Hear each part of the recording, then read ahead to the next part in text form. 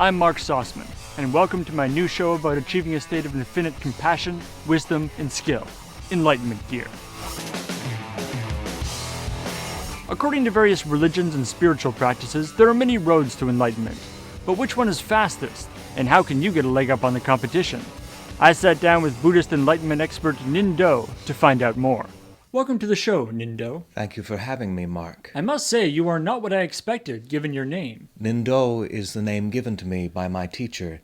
It means patient way. Fair enough. So, Ninh, I can call you that, right? As you wish. I can no more control what you call me than I can the wind or the tides. Right. Now, Ninh, I'm a busy guy. So what is going to be my quickest and most reliable way of achieving spiritual enlightenment and bringing an end to this cycle of suffering and rebirth? I'm afraid that is not an easy question to answer, as each of us must seek our own stillness within.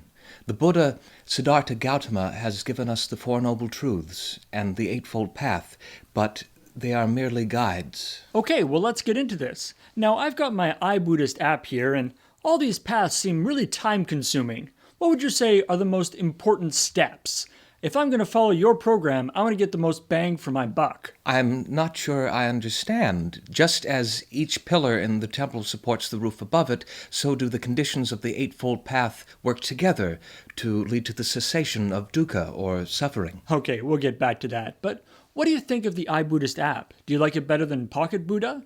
And what about Ultra Zen Light's use of in-app purchases? I am not familiar with the items you mentioned, but there are as many roads to enlightenment as there are seekers. Well, you know what, Ninh? That brings me to my favorite part of the show. It's time for What's in Your Bag? Okay, so Ninh, now, you know from watching the show that I'm a bit of a gadget guy at heart, and I feel like we're kind of on the same wavelength here. So, before we open your bag, I'm going to try to guess what you've got inside. What do you mean by gadgets? Now, don't tell me if I get it. I want to be surprised. So, let me see. Now, you're on the road a lot, living off the grid, so I'm thinking some kind of USB battery backup. Probably pretty big. No. I bet you've got one of those solar chargers. Yeah, that's it.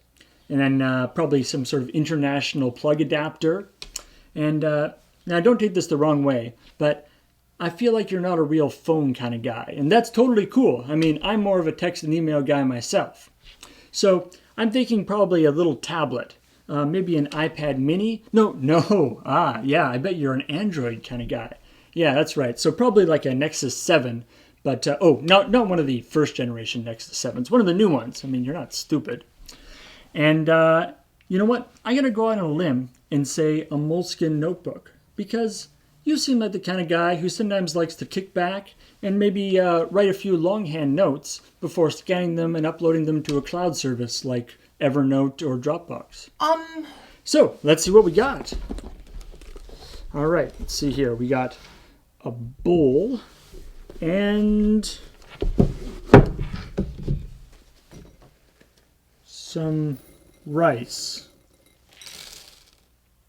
Well, to achieve enlightenment, one must tend the body as well as the mind. Well, that's great! Well, that's all the time we have today, but be sure to check out the Enlightenment Gear website for more information on rice and 5 other superfoods that you need to achieve insight into your true nature and become one with the universe. And join me next week when I'll be talking to Joshua Finn, who has invented a device that he says will help you understand the fundamental truth of the connectedness of all things in just 30 minutes a day while watching TV. The universe is filled with infinite possibilities and untold wonders, but I would be skeptical of that. Oh, don't worry. We'll be running it through our full suite of in-house enlightenment benchmarks to see how it stacks up against the competition. See you next week, everyone!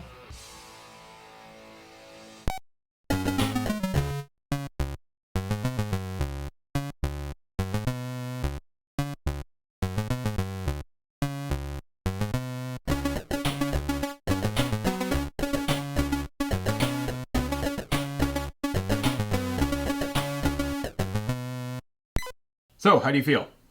About the same. Maybe a little bit more relaxed.